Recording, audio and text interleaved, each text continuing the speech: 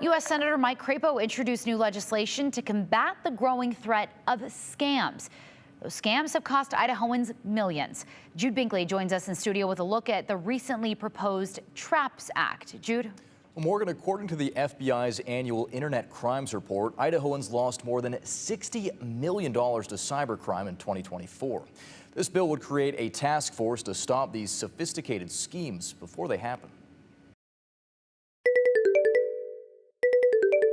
Spend any time online these days and you're likely to encounter a scammer. Idaho's law enforcement sees the proof every day. When I was sheriff, retired in 2015, when I was sheriff, then these were concerning and we had a lot of losses at that time, but they've become so much more sophisticated. And with that, the losses to Idahoans have become so much more prevalent.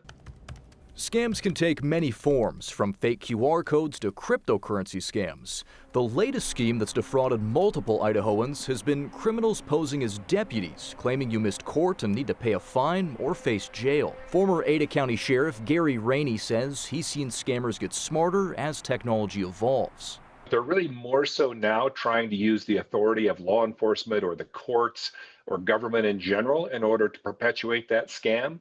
And unfortunately, with AI and the better vocals that they're using, it's getting more and more believable, and that means there's more and more victims. To try and fight scammers, U.S. Senator Mike Crapo introduced the Task Force for Recognizing and Averting Payment Scams, or TRAPS Act.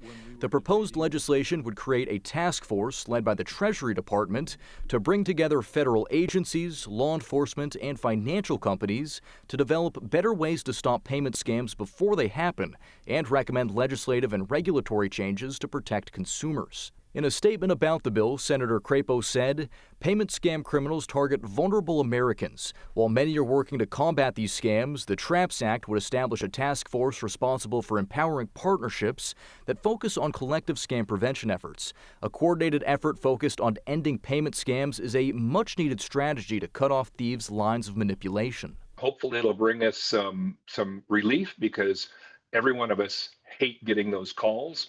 Rainey says it could be tough to find and stop scammers, especially if they're from another country.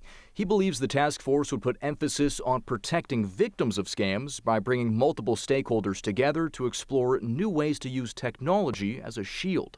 If you think about modern AI, we can use that to maybe recognize when somebody's making a deposit somewhere they shouldn't, and bring that, without invading their privacy, bring that to somebody's attention just so we can verify, hey, did you really mean to do this? Now, this is a bipartisan bill introduced and sponsored by both Senate Republicans and Democrats. Morgan, Crapo's team told me this afternoon they're actively working to advance this piece of legislation. I'm sure Rainey talked about the fact that this has always just seemed so daunting, right? Like, these scams are just so endless. Oh yeah, as technology, gets more complicated, more evolved, these scammers have so many different more tools, talk about AI, stuff like that. Yeah, there's a whole lot more ways to really target residents. Yeah, especially if they're in other countries, but I like it. Let's use it against them. All right, Jude, thank you.